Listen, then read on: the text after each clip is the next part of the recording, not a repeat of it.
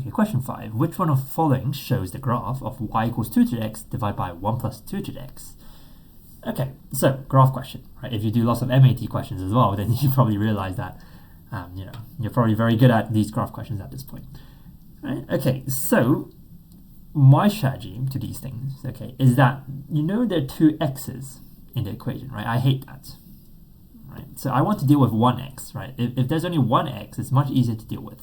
So what I'm going to do is that I'm going to divide top and bottom by 2 to the x, right? This is a very classic trick, right? Like if you deal with things like y equals x over 1 plus x, for example, it's the same trick, right? You divide top and bottom by x, then you get like, this is much easier to deal with, right? Okay, so same logic here. So y equals 1 over 2 to the negative x plus 1.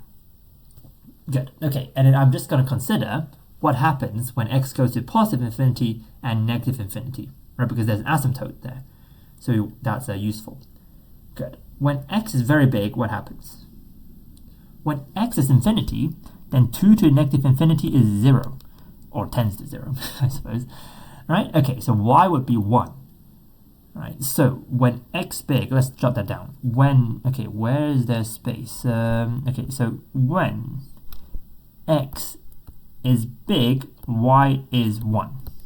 Okay, how about when x is small? When x is small, 2 to the infinity is what?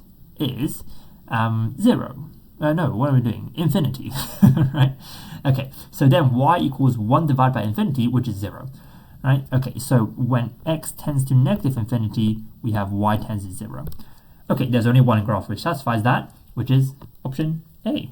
There you are.